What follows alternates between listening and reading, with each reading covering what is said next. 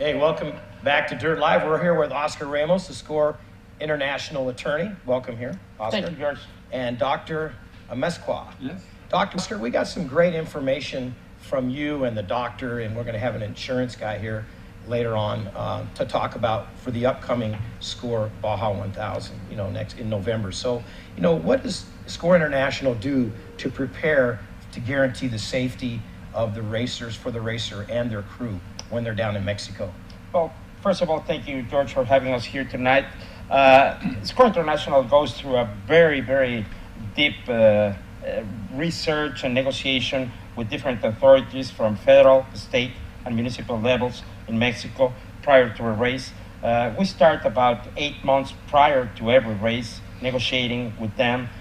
We have to do environmental reports and a lot of things that needs to be done prior to an event. But most importantly, in a continuous effort to provide the racers and the crews with much, much better safety and security during the pre-run and during the race itself.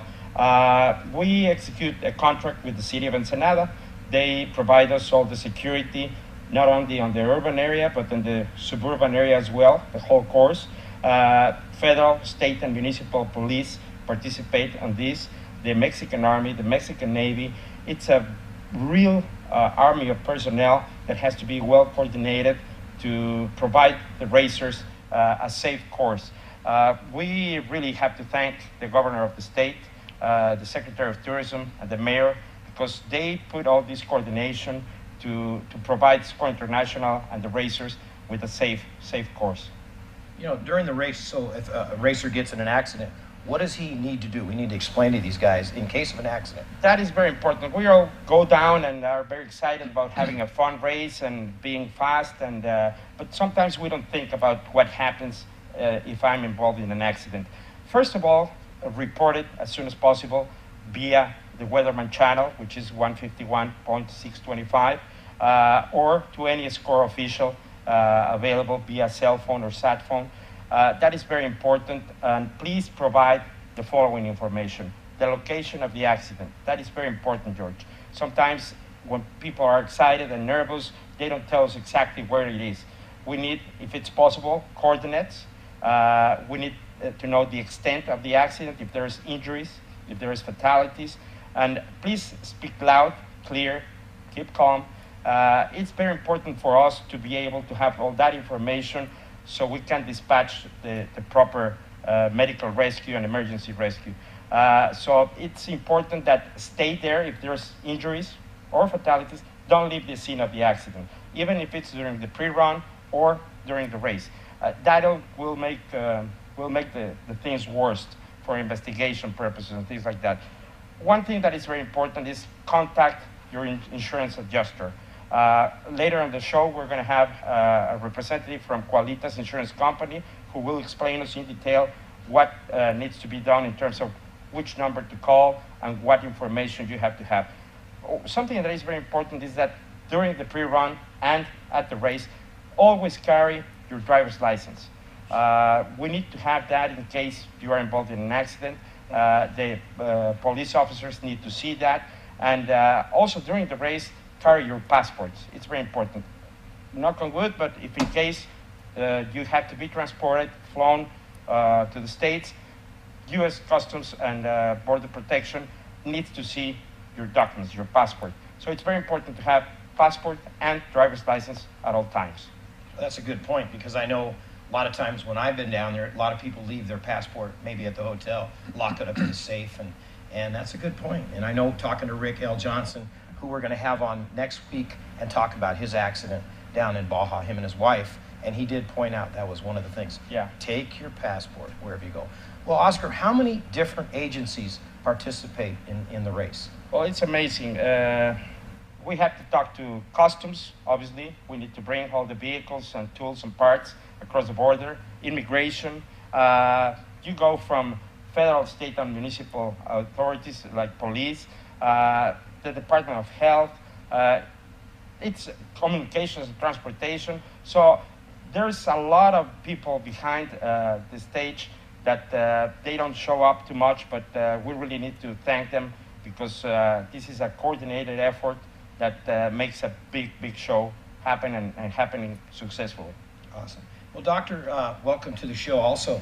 And, you Thank you very much I really for the respect you as a former paramedic. I mean, definitely, you guys do a great job. And let's talk a little bit about what you do before I ask you a couple questions. You're the main doctor down in Mexico there, in Baja. Well, yeah, I'm medical director of Hospital Angeles in Tijuana. This institution with 24 hospitals along the country. And we have all kinds of specialties. Trauma doctors and surgery, orthopedics. Actually, Mr. Roger Norman visited the facilities last year, and I think he was very pleased with what we can offer. Yes. Great. And well, it's very important for us to offer the best technology for injured people.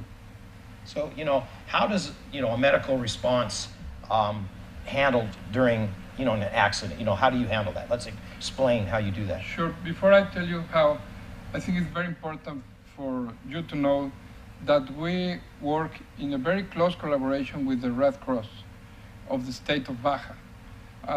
They have a wonderful paramedic team. They have like 50 paramedics, 10 ambulance, 9 rescue trucks. So they are all along the race, the Baja 1000 in this case, because for us it would be impossible to be in every place all the time. So we are 2 doctors, Dr. Jeff Grange, which is the director of this trauma hospital in LA, and myself from Angeles Hospital. So when something happened, the first in the place are the paramedics.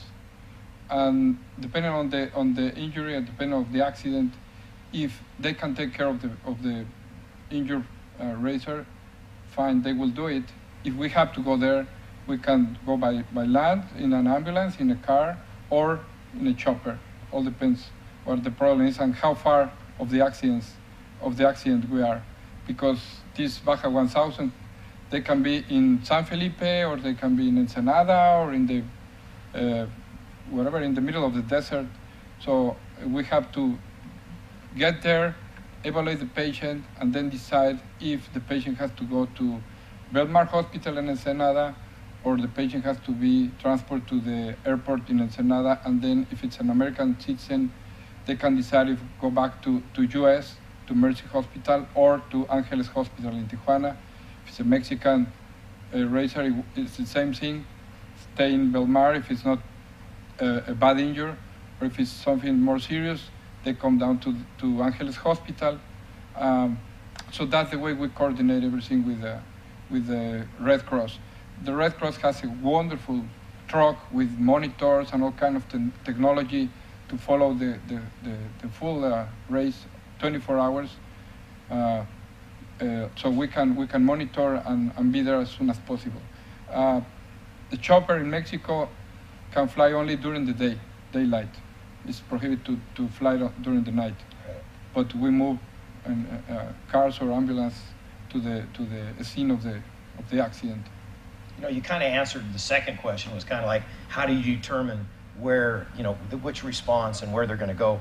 So, like, say a guy is injured in San Felipe, they'll take him to the hospital if it's a minor injury, and then you'll determine whether you need to take him to a major hospital. That's very important, the evaluation. As I said, first the paramedics, and then they call us, and then we have to go there and decide if it's something that can be resolved there or transferred to one of the hospitals, depending on the lesions of the patient, the injured, how serious those are. And well, we have all kind of injured, or the accidents can be very, very difficult to resolve there, or could be minor injuries. So you can imagine.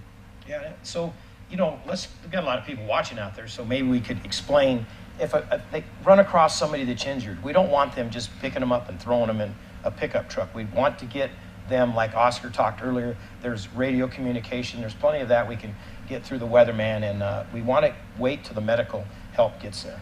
Yeah, that's very important, and most of the racers know that it's better to stay there, not to move in this case, the patient for me, especially if some back injuries, it's better not to move the injured racer, and the paramedics will arrive as soon as possible, and then we will be there as well as soon as possible and decide what to do.